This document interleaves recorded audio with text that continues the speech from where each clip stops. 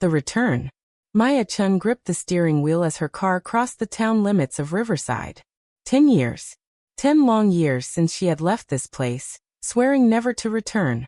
The small town looked different now. Newer buildings, wider roads, fresh paint on old storefronts. But underneath all the changes, Maya could still feel the weight of her past pressing down on her chest like smoke filling her lungs.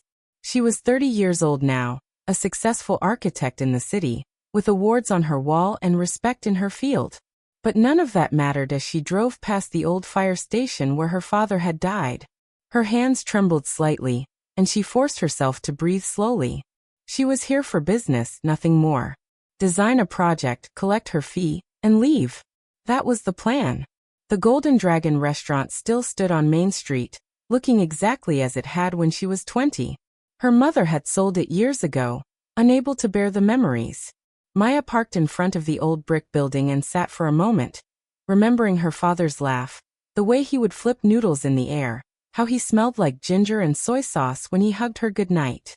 And then she remembered the fire, the warehouse on the edge of town, the desperate phone calls, the fire trucks that arrived too late.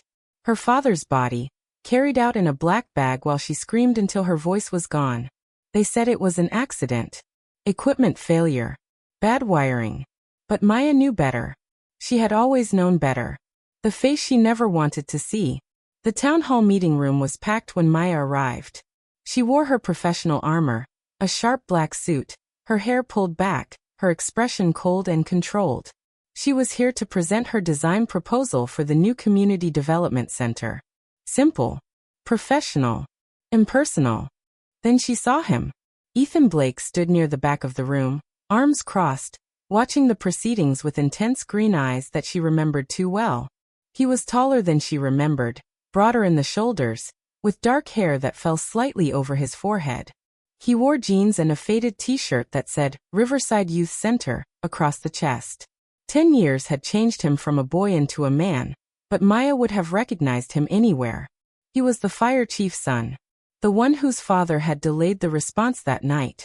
The one who had stood at her father's funeral with tears in his eyes while she burned with hatred.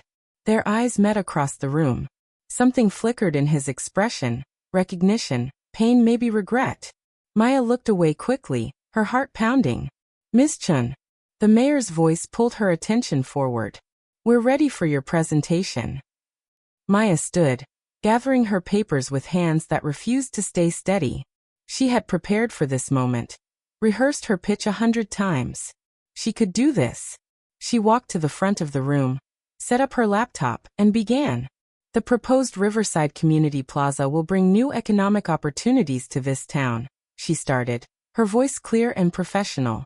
The design incorporates modern retail space, office buildings, and public green areas. Construction will begin this fall, pending final approvals. She clicked through her slides, showing sleek glass buildings and landscape parks. The room murmured approval. This was progress. This was the future. And what about the current building on that site? Someone asked. Maya's finger paused on her laptop. The old warehouse will be demolished, along with the adjacent structures, including the current youth center. The room exploded into argument. Half the people seemed excited about the development. The other half looked angry, concerned. And Ethan Blake was walking toward the front of the room. Collision course. Maya didn't turn around. She kept walking out of the room, out of the building, into the parking lot where she could finally breathe. Her hands were shaking again. Seeing Ethan Blake had brought everything back. The grief, the anger, the helpless rage that had consumed her for years after her father's death. She sat in her car and pressed her forehead against the steering wheel. This was supposed to be simple. Design a building, move on with her life. She hadn't expected him to still be here.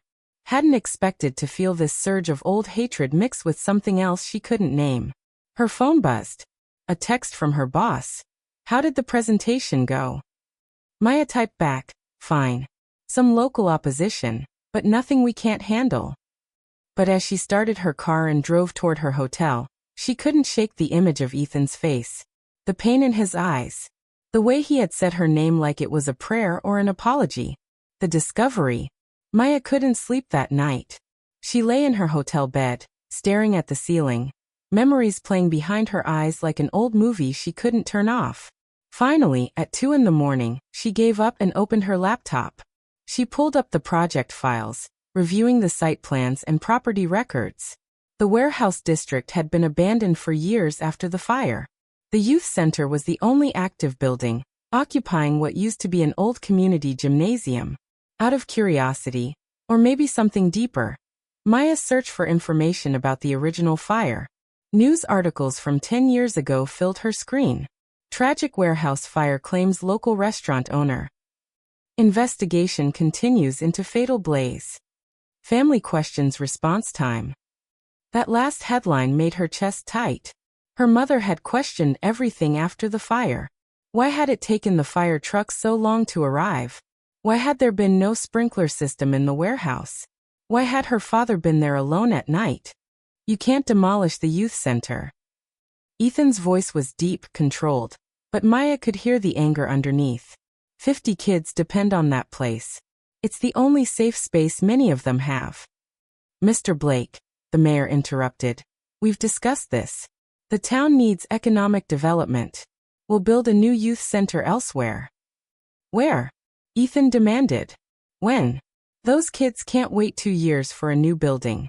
They need help now. Maya forced herself to stay calm, professional. I understand your concerns, but this project has been approved by the town council.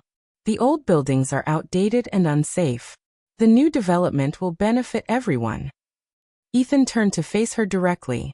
Up close, she could see the lines around his eyes, the scar on his chin that hadn't been there before.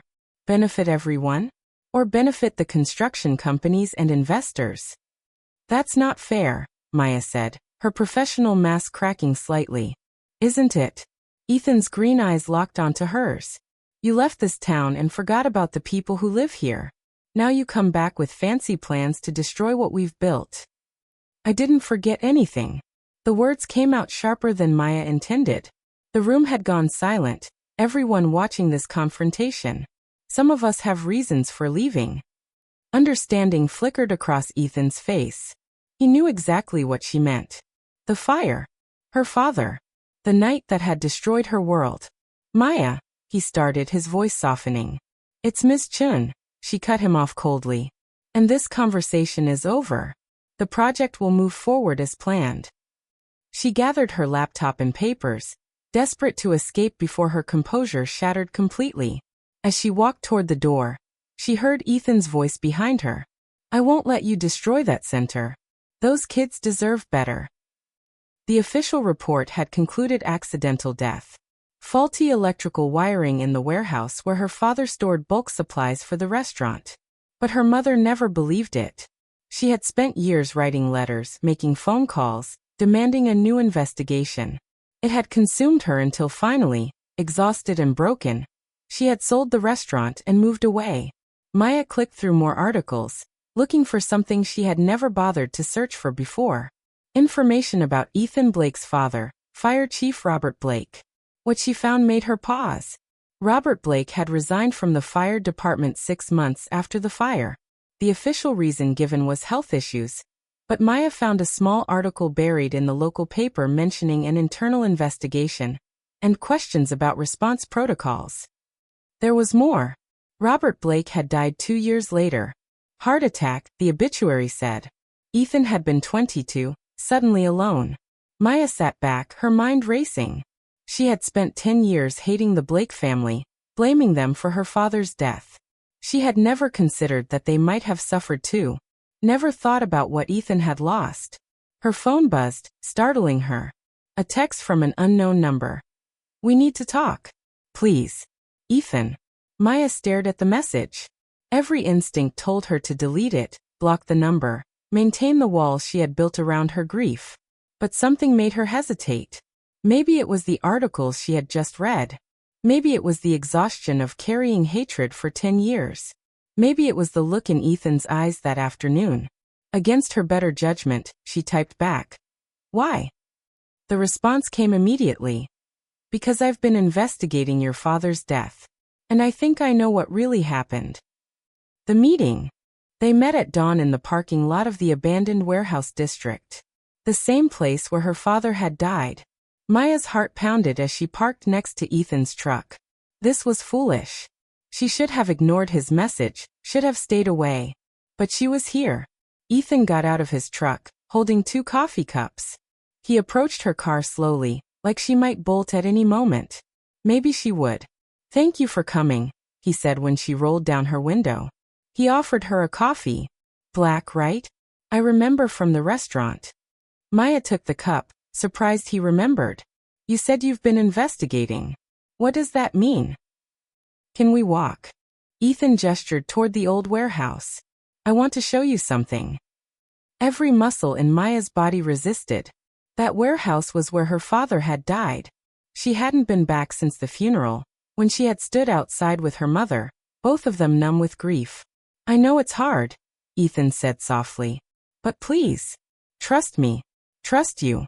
The words came out bitter. "Your father." "My father was threatened," Ethan interrupted. His voice was tight with emotion. "That night, someone called him and said if he responded to the fire immediately, I would be hurt. I was 20 years old, home from college. He chose to protect me. And it's haunted him every day until he died." Maya stared at him, the coffee cup frozen halfway to her lips. "What? Come with me," Ethan said. "I'll show you everything." Against every instinct, Maya got out of her car. She followed Ethan toward the warehouse, her heart hammering. The building was still empty, windows broken, walls scarred by smoke. But as they walked around to the back, Maya saw that someone had been here recently. The door was unlocked, and inside, one room had been converted into a makeshift office. Papers covered the walls. Photos. Documents. Maps. It looked like the investigation room in a crime movie. "I've been coming here for 8 years, Ethan said quietly. "After my father died, I found his notes." He never believed the official story. He spent his last years trying to prove what really happened. Maya walked closer to the wall, reading the documents. Property records. Financial statements. Phone records. And photos, including one of her father. "Your father wasn't at the warehouse by accident that night," Ethan said. "He was meeting someone. Someone who had information about illegal business deals happening in this town." "What are you talking about?" Maya's voice shook. Ethan pointed to a financial document. 5 companies in Riverside were involved in a money laundering scheme 10 years ago. Your father discovered it because one of them was his supplier. He was going to report them. They couldn't let that happen. The room seemed to spin. Maya gripped the edge of the table. "You're saying someone killed him? On purpose?" "The fire was set," Ethan said. His voice was gentle but certain. "The investigation was rushed and closed quickly. My father tried to fight it, but he was pressured to accept the official conclusion. When he wouldn't let it go, they forced him out." Maya felt tears burning behind her eyes. 10 years. 10 years of believing her father's death was an accident. 10 years of hating the Blake family. And all along, there had been a darker truth. "Who?" she whispered. "Who did this?" Ethan pulled out another document. "That's what I've been trying to prove. I have theories, but not enough evidence. The person behind this is powerful, connected, and they're still in Riverside." He turned to face her directly. "Maya, I need your help. You're here working on the development project. You have access to town records, council meetings, property files. Together, we might be able to find the proof we need." "Why should I trust you?" Maya asked, even though something inside her already believed him. "Because I loved my father, and he died knowing people thought he failed yours," Ethan said. His eyes were bright with emotion. "Because those kids at my youth center deserve to know their community cares about justice. And because," he paused, "because I think you deserve to know the truth about what happened to your father." Maya looked at the walls covered in years of investigation. Looked at this man who had spent nearly a decade trying to solve a murder that no one else believed was a murder. Looked at the pain in his eyes that matched her own. "Okay," she said. "Show me everything." The partnership begins. They spent the next 3 hours going through Ethan's research. Maya's coffee went cold as she read document after document. Her father had been thorough. He had kept records, made notes, collected evidence. And then someone had made sure he could never share what he knew. The 5 companies were all owned by a holding corporation, Ethan explained, pointing to a complex chart he had created. I've traced the ownership through multiple layers, but it always dead ends at shell companies and offshore accounts. But you have a suspect, Maya said. It wasn't a question. She could see it in the way he hesitated over certain documents. The current mayor, Ethan admitted. Richard Morrison. He was a city council member 10 years ago. Every time my father got close to answers, Morrison was there, blocking him. And now Morrison is pushing hard for your development project. The project that will demolish this warehouse and any remaining evidence. Maya felt cold despite the morning sun streaming through the broken windows. He was at the town meeting yesterday. He seemed supportive of my design. Because your design will erase the past, Ethan said. Once this warehouse is gone, any physical evidence disappears. It's the perfect cover-up, completed a decade late. Then we stop the project, Maya said immediately. We can't, Ethan countered. If we try to halt it without proof, Morrison will know we're investigating. We need to act like everything is normal while we search for evidence. Maya nodded slowly. Her mind was already working, shifting from grief to strategy. This was a puzzle, and she was good at solving puzzles. My firm has access to all the town records for the development. Property histories, zoning changes, financial disclosures. If Morrison is connected to this, there might be traces in the official documents. That's what I was hoping, Ethan said. A small smile crossed his face. You always were the smartest person in our class. Maya blinked. You remember that? I remember everything about you, Ethan said quietly. Then he cleared his throat, looking embarrassed. I mean, you were hard to forget. You won every academic competition. Your father was always bragging about you at the restaurant. Something painful and sweet twisted in Maya's chest. I didn't know you ate at our restaurant. Every Sunday. My father and I. Ethan's expression grew distant. After my mother died, it was our tradition. Your father always gave us extra egg rolls. Said growing boys needed proper feeding. Maya remembered now. The tall, quiet fire chief and his teenage son. They had always sat at the corner table. Her father had liked them. Had talked about how hard it must be for a single father raising a boy alone. I'm sorry, she said. The words felt inadequate. About your father. I didn't know. I thought. You thought he failed to save your father, Ethan finished. I know. I don't blame you for hating us. I don't hate you, Maya said, and was surprised to realize it was true. The hatred that had sustained her for 10 years was dissolving, replaced by something more complicated. Understanding. Shared grief. And underneath it all, a spark of something she was afraid to name. Ethan met her eyes. Thank you, he said. For listening. For being here. For giving me a chance to explain. Thank you for not giving up, Maya replied. For spending 8 years trying to find the truth. They stood in the dusty warehouse, sunlight painting golden streaks across the scarred walls. 2 people brought together by tragedy, divided by misunderstanding, now united by a common purpose. So Ethan said, partners. Maya thought about her father. Thought about justice delayed but not denied. Thought about the man standing in front of her, who had carried his own burden of grief and guilt for so long. Partners, she agreed. They shook hands. His grip was warm and strong. And in that moment, Maya felt something shift inside her. The walls she had built around her heart cracked slightly, letting in a sliver of light. This was dangerous. Working with Ethan meant spending time with him, trusting him, maybe even caring about him. It meant opening old wounds and facing painful truths. It meant risking everything she had built in the safe, controlled world she had created for herself. But looking at the evidence on the walls, thinking about her father's unsolved murder, Maya knew she couldn't walk away. Not now. Not when the truth was finally within reach. Where do we start? She asked. Ethan pulled out a laptop. I have a list of documents we need. Property transfers, financial records, phone logs. You can access most of them through your development project clearances. And you? Maya asked. I'll keep working on tracing the money trail. And watching Morrison. Ethan's expression darkened. If he realizes we're investigating, this could get dangerous. I'm not afraid, Maya said. Maybe you should be, Ethan replied seriously. Whoever killed your father didn't hesitate to commit murder once. They won't hesitate again. Maya felt a chill run down her spine. But she lifted her chin stubbornly. Then we'd better be careful. And smart. And faster than they are. Ethan smiled, and Maya saw admiration in his eyes. Your father would be proud of you. The words hit her like a physical blow. Maya felt tears threatening again, but she blinked them back. There would be time for crying later. Right now, they had work to do. Let's get started, she said.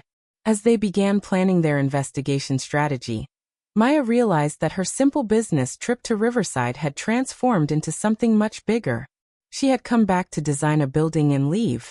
Instead, she was about to uncover a decade-old conspiracy, challenge a corrupt politician, and work alongside the man she had spent 10 years hating. The ashes of the past were stirring, and from them, perhaps something new could rise. She just hoped they would both survive long enough to see it. 3 days had passed since Maya and Ethan formed their unlikely partnership. 3 days of secret meetings, careful document reviews, and coded text messages. Maya worked her regular job during the day, attending planning meetings and reviewing blueprints. But every evening, she drove to the old warehouse where Ethan waited with new pieces of the puzzle. Tonight, Maya arrived carrying a heavy briefcase full of copied files. She had spent the afternoon at town hall, requesting records for the development project. The clerk had been happy to help, never suspecting that Maya was looking for more than just zoning permits. I found something, she said as soon as she saw Ethan. Her hands were shaking with excitement and fear. Property transfers from 11 years ago, right before the fire. Ethan cleared space on the table they had been using as their investigation headquarters. Maya spread out the documents, pointing to highlighted sections. Look at this. 6 months before my father died, Morrison purchased 3 properties in this warehouse district. He paid almost nothing for them. The owners were desperate to sell. Then, 1 month after the fire, he sold those same properties to a development company for 10 times what he paid. Ethan leaned closer, studying the papers. That's suspicious, but not necessarily illegal. Property values change. Wait, Maya said. There's more. Guess who owned the development company that bought Morrison's properties? She pulled out another document. Ethan's eyes widened as he read it. A shell corporation registered in the Cayman Islands, he breathed. The same one connected to the money laundering scheme. Exactly. Maya felt a surge of triumph mixed with anger. Morrison knew about the illegal businesses. Maybe he was part of them. When my father discovered the truth, Morrison had to act fast. The fire wasn't just about killing my father. It was about destroying evidence and driving down property values so Morrison could buy cheap and sell high. He made millions, Ethan said, his voice hard. Your father died so Morrison could get rich. Maya sat down heavily, the weight of it crushing her. All these years, she had believed the fire was a tragic accident. The truth was so much worse. Her father had been murdered for money. For greed. For the casual cruelty of a man who valued profit over human life. Maya. Ethan's hand touched her shoulder gently. Are you okay? No, she said honestly. But I will be. Once we prove this and make sure Morrison pays for what he did. Ethan nodded. Then we need more evidence. Property transfers are suspicious, but we need something that directly ties Morrison to the fire. A witness. A paper trail. Something concrete. What about your father's notes? Maya asked. You said he investigated for years. Did he find anything specific? Ethan pulled out a worn notebook. He interviewed dozens of people. Most were dead ends. But there was one person who seemed promising. A man named Luis Hernandez. He worked as a night watchman in this district 10 years ago. My father's notes say Luis saw something the night of the fire, but he was too afraid to talk. Where is Luis now? Maya asked. I don't know. He disappeared about 6 months after the fire. My father tried to find him but couldn't. Ethan flipped through the notebook. But I have an address where Luis lived. Maybe someone there remembers him. It's worth checking, Maya said. She looked at her watch. It's too late tonight, but tomorrow. A sound from outside made them both freeze. Footsteps. Someone was walking around the warehouse. Ethan moved quickly, shutting off the lamp they had been using. The room plunged into darkness. He grabbed Maya's hand and pulled her toward the back corner, where an old storage closet provided cover. They huddled in the darkness, barely breathing. Through the crack in the closet door, Maya could see flashlight beams sweeping through the warehouse. 2 people, maybe 3, searching the building. Check every room, a gruff voice said. Someone's been coming here. Morrison wants to know who. Maya's heart hammered so hard she was sure they could hear it. Ethan's arm was around her shoulders, holding her close, his body tense and ready to move if they were discovered. The searchers came closer. A flashlight beam swept across the investigation room where they had been working moments before. Maya heard one of the men swear. Look at this. Papers everywhere. Someone's definitely been digging into things. Take photos. Morrison will want to see. Maya wanted to scream with frustration. They had been so careful, but not careful enough. Now Morrison would know someone was investigating. They would lose the element of surprise. The men spent 10 minutes photographing everything, their voices low and professional. Then finally they left. Maya and Ethan waited another 20 minutes in the closet before daring to emerge. We have to move everything, Ethan said immediately. Tonight. Morrison will send more people, maybe destroy the evidence. They worked quickly, packing documents into boxes, taking down the charts and photos from the walls. Maya's car and Ethan's truck were both too recognizable, so they called a taxi to transport the boxes to Ethan's youth center. It was past midnight when they finally finished.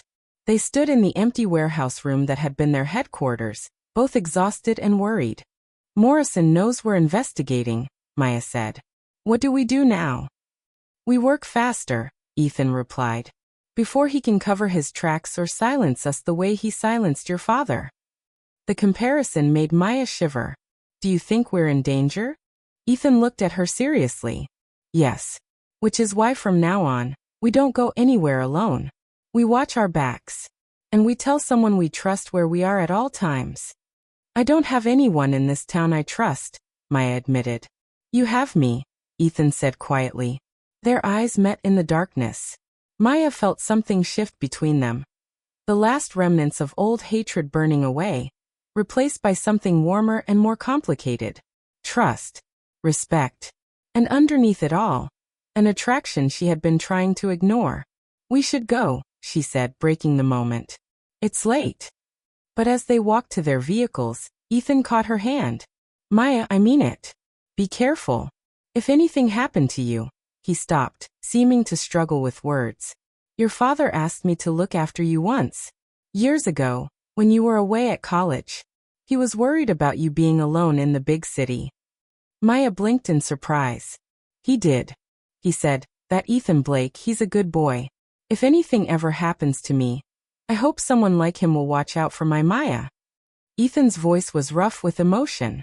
I failed him once. I won't fail him again. Tears blurred Maya's vision. It wasn't your fault.